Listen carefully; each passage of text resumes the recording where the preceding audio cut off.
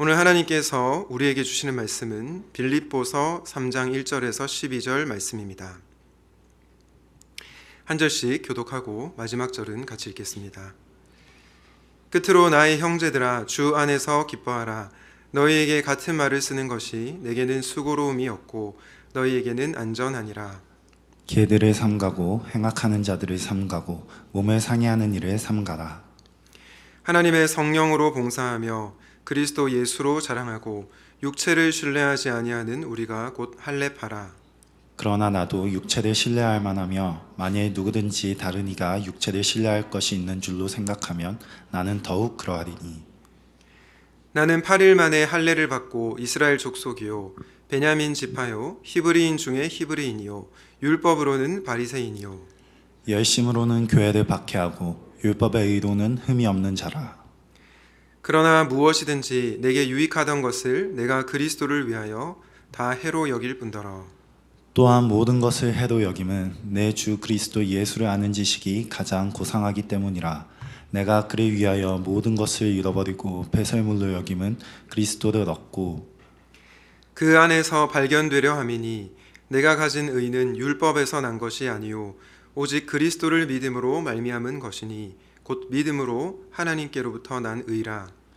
내가 그리스도와 그 부활의 권능과 그 고난에 참여함을 알고자 하여 그의 죽으심을 본받아 어떻게 해서든지 죽은 자 가운데서 부활에 이르려 하노니. 함께 읽겠습니다.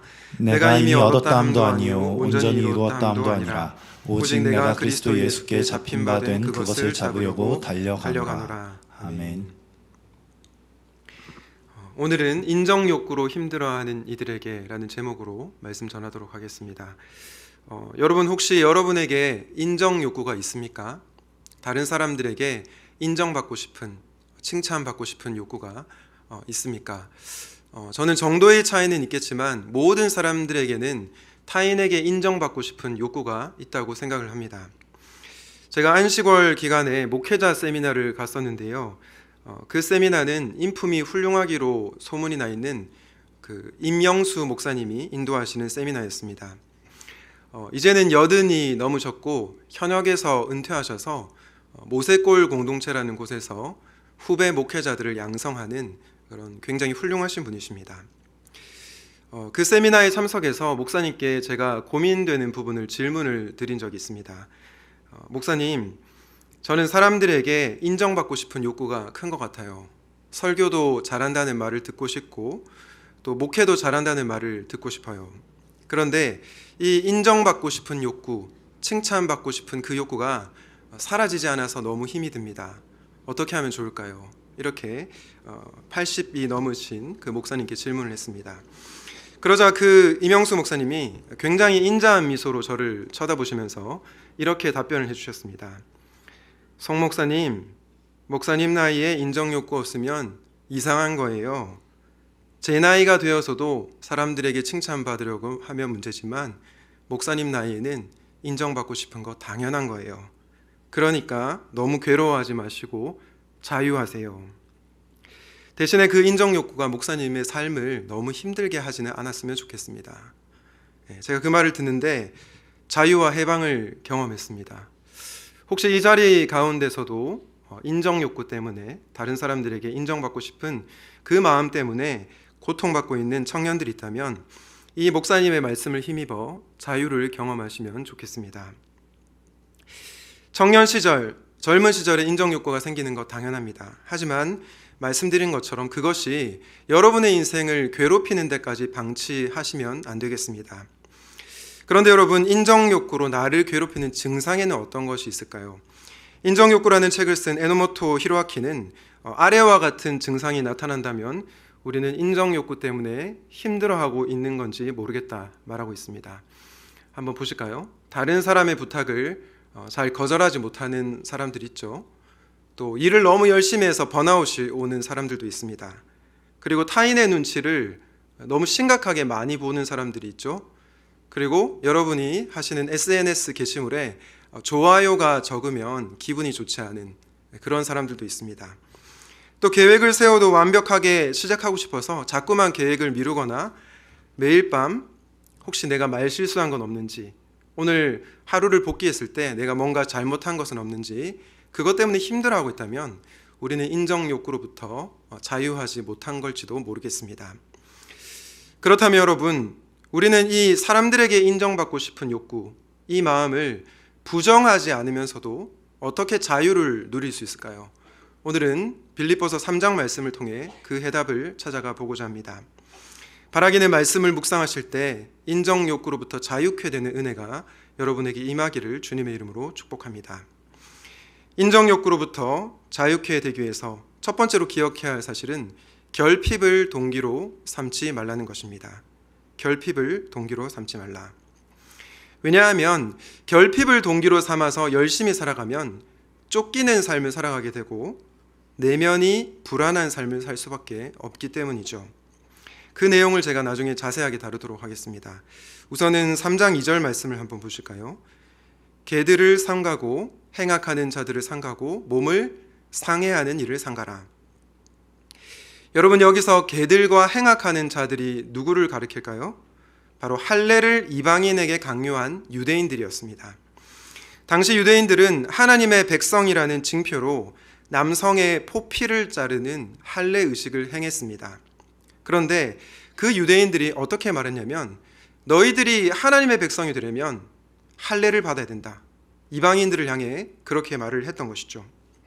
무조건 할례를 받아야 구원을 받을 수 있고 할례를 받아야 하나님의 백성이 될 수 있다라고 강요를 했던 것입니다. 그런 자들을 향해서 바울이 몸을 상해하는 일을 삼가라 라고 권면을 했던 것입니다. 여러분, 사실 유대인들은 할례를 행하는 것 외에도 여러 가지 지켜야 할 규정들이 많이 있었습니다. 율법 외에도 굉장히 많은 규정들이 있었는데요. 예를 한번 들어보겠습니다. 지금도 안식일 날 유대인들은 건물 엘리베이터의 버튼을 이렇게 누르지 않습니다. 왜인 줄 아십니까? 안식일에 일하지 말라 이 계명이 있는데 건물 엘리베이터의 그 버튼을 누르는 것도 일하는 거로 생각을 하고 있거든요. 그래서 안식일이 되면 엘리베이터를 타더라도 그 건물의 버튼을 누르지 않습니다. 그러면 어떻게 고층으로 올라갈 수 있을까요? 유대인이 아닌 사람이 타기를 기다립니다. 그리고 그 사람이 타면은 저 대신 버튼 좀 눌러주세요. 이렇게 해서 고층으로 올라가는 유대인들이 많이 있습니다. 여러분, 이런 삶이 얼마나 비효율적이고 어리석은 삶입니까? 그런데 유대인들은 그것을 목숨 걸고 지키는 겁니다. 왜냐? 그래야 내가 하나님의 백성이라는 자부심이 있기 때문이죠. 사실 사도 바울도 이런 삶을 과거에 살았습니다. 빌립보서 3장 4절에서 6절인데요. 그러나 나도 육체를 신뢰할 만하며 만일 누구든지 다른 이가 육체를 신뢰할 것이 있는 줄로 생각하면 나는 더욱 그러하리니 나는 8일 만에 할례를 받고 이스라엘 족속이요 베냐민 지파요 히브리인 중에 히브리인이요 율법으로는 바리새인이요 열심으로는 교회를 박해하고 율법의 의로는 흠이 없는 자라. 여러분, 이걸 현대 버전으로 바꾼다면 나는 스펙으로 따지면 빠질 것이 하나도 없다. 그리고 종교적 열심으로 따지더라도 나는 빠질 것이 하나도 없다고 얘기하는 겁니다. 네, 이거를 이제 제가 조금 각색을 해봤는데요. 한번 보여주실까요? 그러나 나도 내 스펙을 자랑할 만하며 누구든지 다른 이가 스펙을 자랑할 것이 있는 줄로 생각하면 더욱 그러하니 나는 대치동 1타 강사에게 교육을 받아서 서울대 수석으로 합격하고 연봉 억대에 가까운 대형 로펌에 다니고 있습니다. 게다가 나는 11조도 꼬박꼬박 내고 일주일에 2번씩 금식도 하고 목자로도 섬기며 교회 봉사도 열심히 하고 단봉도 가고 사람들에게 많은 존경과 칭찬을 받고 있습니다. 여러분, 이런 삶이 부럽습니까? 부러우면 지는 겁니다. 네. 솔직히 부럽죠. 네, 저도 부럽습니다. 너무 화려하기 때문입니다. 이런 삶이 무조건 나쁘다고 할 수는 없습니다. 우리가 좋은 학교 들어갈 수 있는데 일부러 점수 낮춰서 낮은 학교를 들어갈 필요가 없잖아요. 그리고 높은 연봉 받을 수 있는데 낮은 연봉을 주는 회사에 갈 사람이 어디 있겠습니까? 그리고 사람들에게 존경과 칭찬을 받으면 기분이 좋은 거 당연한 거 아니겠습니까? 이런 것 자체가 잘못된 것이 아니라는 것입니다. 문제는 뭘까요? 이렇게 살려고 하는 우리 내면의 동기가 무엇이냐 하는 것입니다. 정말 하나님을 위해서, 하나님의 나라와 의를 위해서 좋은 대학에 들어가고 좋은 회사에 들어가려고 하는가? 아니면 다른 사람들이 와, 당신 정말 좋은 학교에 들어갔네요. 당신 연봉이 높은 회사에 들어가서 너무 부럽습니다. 그 사람들의 칭찬과 인정을 받기 위해서 우리가 열심히 살아가는가? 그것을 구분해야 한다는 것이죠. 그리고 만약 후자라면 우리는 결핍을 동기 삼아서 열심히 살려는 그 삶을 내려놓을 줄 알아야 합니다. 제가 설교 시간에 몇 번 언급한 적이 있는데요. 예수향남교회 담임 목사님으로 섬기시는 정갑신 목사님이 계십니다. 이분이 설교를 굉장히 잘하시는데요. 담임 목사로서 설교를 잘할 뿐만 아니라 부목사 때도 엄청나게 설교를 잘했습니다. 그래서 강남의 한 대형교회 담임 목사로 청빙을 받아서 부임을 하시게 되었는데요.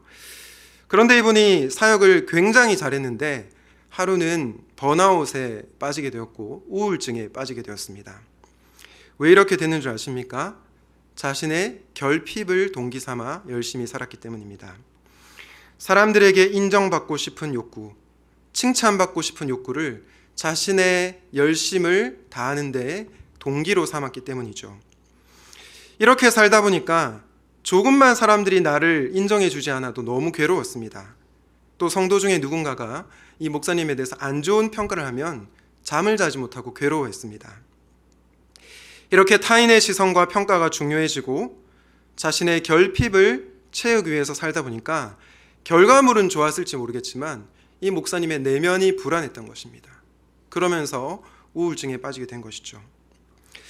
사랑하는 청년 여러분, 여러분은 왜 열심히 공부하십니까? 왜 연봉 높은 회사에 들어가려고 하십니까? 혹시 그 이유가 다른 사람들이 칭찬해 주니까, 인정해 주니까 그렇게 하려고 하지는 않습니까? 만약 그렇다면 우리는 그 마음을 내려놓을 수 있어야 합니다. 그렇지 않으면 앞서 예화로 든 목사님처럼 우리는 번아웃과 우울증에 빠질 수 있습니다. 혹시라도 결핍을 동기로 삼아 열심히 살고 있지는 않은지 우리 자신을 돌아보는 시간이 되시면 좋겠습니다. 결핍을 동기로 삼을 때 우리는 결코 행복한 삶을 살 수 없다고 말씀을 드렸는데요. 그런데 여러분, 왜 많은 사람이 그걸 알면서도 결핍을 채우려고 살아갈까요? 왜 사람들의 인정을 목말라 할까요? 저는 그 이유 중에 대표적인 이유 중에 하나가 온전한 사랑을 받지 못했기 때문이라고 생각합니다. 온전한 사랑을 받지 못했기 때문에요. 앞서 예로 든 정갑신 목사님도 어렸을 적에 아버지로부터 인정을 받지 못했습니다. 아버지로부터 굉장히 심한 말을 듣고 너는 정말 가치가 없어, 살 가치가 없어, 이렇게 무시를 당했던 거죠. 그러다 보니까 이 정 목사님이 사람들의 인정에 목이 말라 했던 것입니다. 그리고 사역도 인정받으려고 열심히 했던 것입니다. 결국 결핍을 채우기 위해 열심히 살았던 거죠. 이분뿐만 아니라 많은 분들이 그런 것 같습니다. 부모로부터, 연인으로부터, 학교 선생님이나 직장 상사로부터 온전한 사랑을 받지 못하니까 자꾸 나의 결핍을 채우기 위해서 노력하죠. 나의 존재 가치를 증명해야 다른 사람들이 나를 알아주니까, 내가 어느 정도 잘해야 다른 사람들이 나를 사랑하니까 자꾸만 결핍을 채우려고 살아가는 것입니다. 저는 이런 사람들을 볼 때마다 너무나 가슴이 아픕니다. 그렇다면 여러분, 자꾸만 결핍을 채우기 위해서 사람들의 인정에 목말라 하는 그런 현대인들, 저와 여러분에게 필요한 메시지는 무엇일까요? 두 번째는 바로 하나님의 인정해 주시는 사랑을 기억하라는 것입니다. 이 하나님 사랑을 기억하는 것이 중요한 이유는요, 이 사랑이 세상의 사랑과는 차원이 다른 사랑이기 때문입니다. 어떤 면에서 다릅니까? 하나님의 사랑은요, 착한 사람, 똑똑한 사람, 일 잘하는 사람에게 주어지는 사랑입니다. 죄송합니다. 사랑이 아닙니다. 네. 여러분들이 설교를 잘 듣고 있는지 확인하기 위해서 큰일 날 뻔했네요. 하나님의 사랑은 착하고 똑똑하고 일 잘하는 사람에게만 주어지는 그런 사랑이 아닙니다. 제가 맞게 얘기한 거죠? 요즘 머리가 잘 안 들어가서. 네. 내가 과연 사랑받을 만한 자격이 있을까라고 생각하는 자에게 주어지는 사랑이 하나님의 사랑이라는 것이죠. 그 사랑을 경험한 바울은 빌립보서 3장 7절부터 9절에서 이렇게 고백합니다. 그러나 무엇이든지 내게 유익하던 것을 내가 그리스도를 위하여 다 해로 여길 뿐더러 또한 모든 것을 해로 여김은 내 주 그리스도 예수를 아는 지식이 가장 고상하기 때문이라. 내가 그를 위하여 모든 것을 잃어버리고 배설물로 여김은 그리스도를 얻고 그 안에서 발견되려 함이니 내가 가진 의는 율법에서 난 것이 아니요 오직 그리스도를 믿음으로 말미암은 것이니 곧 믿음으로 하나님께로부터 난 의라. 여러분, 바울이 모든 것을 배설물로 좀 이런 표현 써서 죄송하지만 똥으로 여긴다고 고백을 했던 이유는 뭐냐면 바울이 스펙을 중요하게 생각하지 않아서가 아닙니다.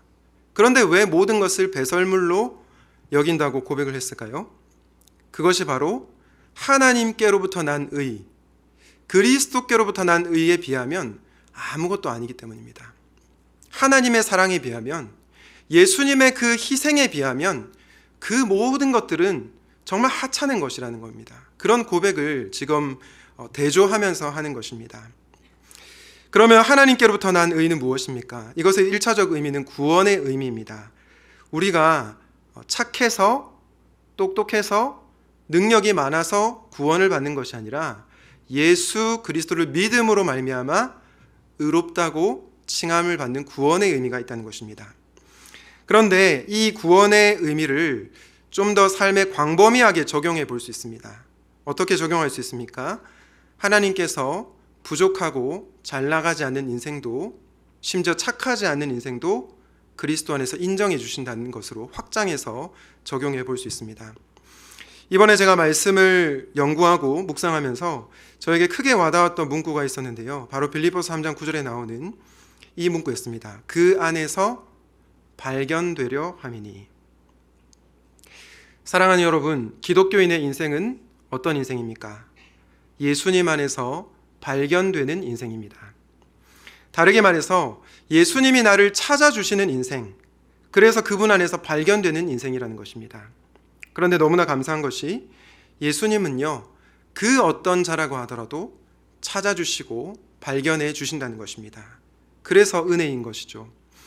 여러분 잘 아시는 삭개오, 그는 어떤 자였습니까?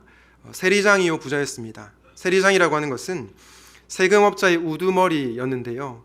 여러분이 잘 아시는 것처럼 삭개오는 동족들에게서 세금을 무리하게 걷어서 부자가 되었습니다. 한마디로 매국노였습니다. 그래서 동족들이 어떻게 삭개오를 대했습니까? 그를 향해서 수군거렸습니다. 욕을 했습니다. 그래서 삭개오는 높은 자리에 있었고 부자였지만 외로웠을 겁니다. 왜냐? 아무도 그를 인정해 주지 않았기 때문이죠. 아무도 그의 이름을 불러주지 않았기 때문입니다. 그런데 놀라운 일이 벌어졌죠. 예수님이라고 하는 가장 높으신 분, 최고 권위자께서 나무 위에 올라가 있는 삭개오의 이름을 부르며 그의 집에 들어가서 교제하시겠다고 하십니다. 새한글 성경으로 누가복음 19장 5절을 보면 이렇게 번역하고 있습니다.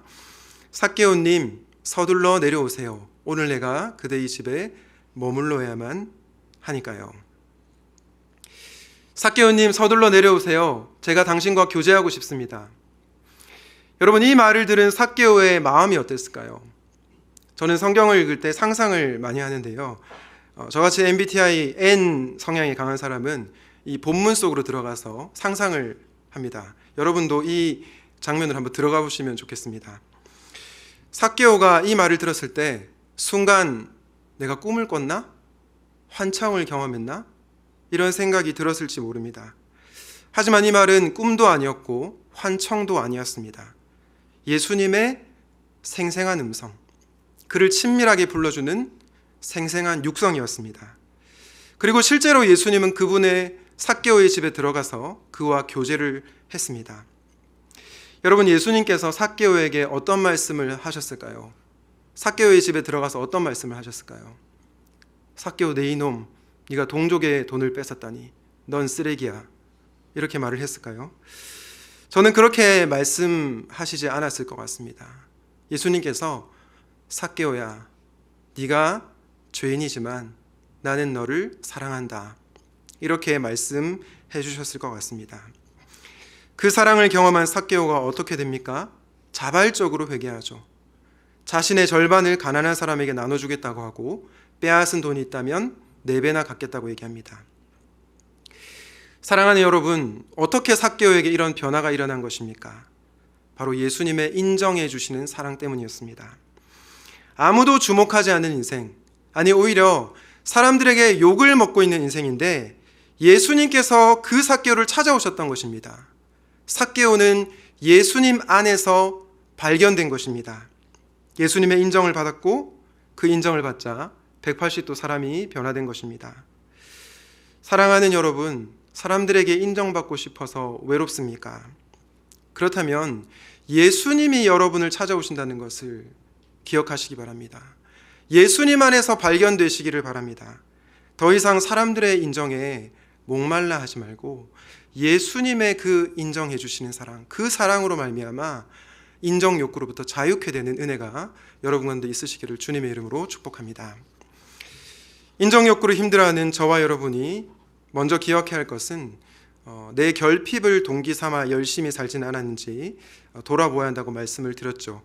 그리고 그 결핍을 채우기 위한 삶으로부터 자유케 되기 위해서 하나님의 인정해 주시는 사랑을 기억하는 것이 중요하다고 말씀드렸습니다.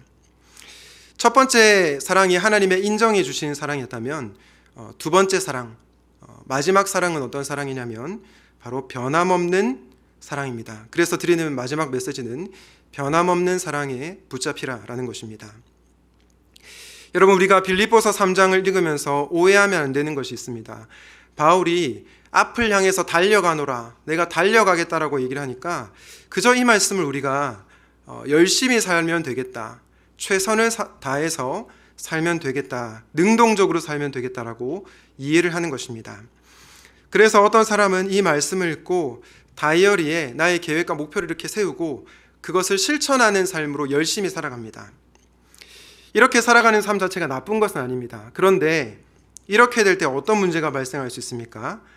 바로 주님의 부르심에 순종하는 삶이 아니라 내 계획과 목표를 이루는 삶이 될 수 있습니다. 하나님의 부르심과 전혀 상관없이 내가 세운 계획과 목표를 향해서 달려나가는 인생이 될 수 있다는 것입니다. 그래서 우리에게 선행되어야 할 것이 있는데요. 그것이 무엇입니까? 바로 예수 그리스도의 변함없는 사랑에 붙잡히는 것입니다. 그리고 나서 달려나가야 됩니다. 빌립보서 3장 12절 말씀 우리 같이 한번 읽어보겠습니다. 시작. 내가 이미 얻었다 함도 아니요 온전히 이루었다 함도 아니라.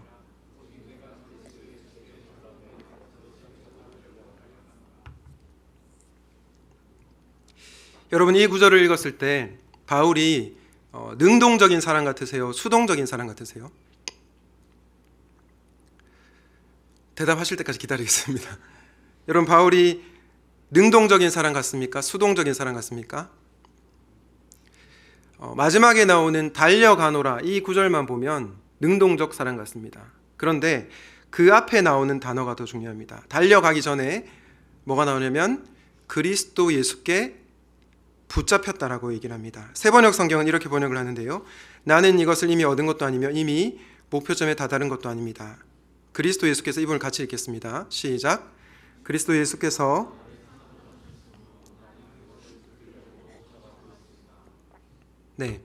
달려가기 전에, 쫓아가기 이전에 어떻게 했다고요? 예수님께서 나를 사로잡으셨다. 예수님께서 나를 붙잡으셨다는 것입니다. 그리고 나서 목표를 향해 달려나갔다는 겁니다. 그런데 도대체 바울이 예수님의 무엇에 사로잡힌 것입니까? 바울은 예수님의 변함없는 사랑에 사로잡혔습니다. 그리스도 예수께서는 바울의 과거를 알면서도 그를 변함없이 사랑했기 때문이죠. 오늘 빌립보서 3장 6절 앞구절에 보면 이런 구절이 나옵니다. 열심으로는 교회를 박해하고. 여러분, 바울이 예수님을 믿고 회심하기 이전에 어떤 삶을 살았습니까? 교회를 박해하는 삶을 살았습니다.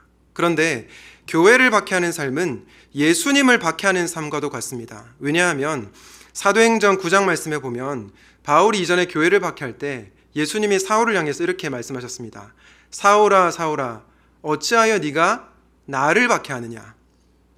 교회를 박해하고 있는데, 기독교인들을 핍박하고 있는데 사울아 사울아 어찌하여 나를 박해하느냐라고 얘기했습니다. 무슨 말입니까?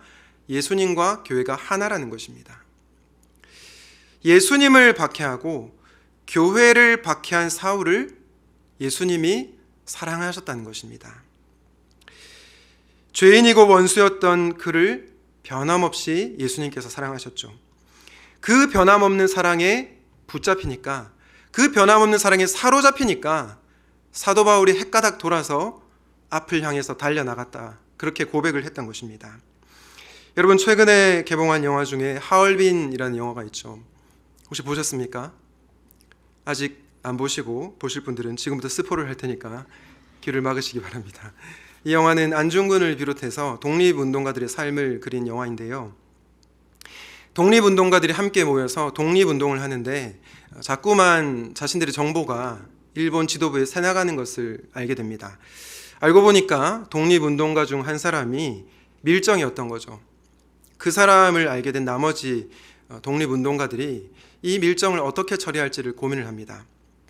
어떤 이는 밀정을 죽여버리자고 합니다.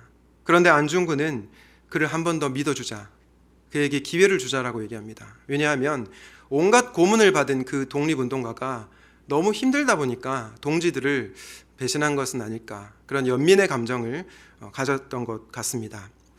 어떻게 보면 안중근이 너무 감상주의자 같다는 생각도 드는데요.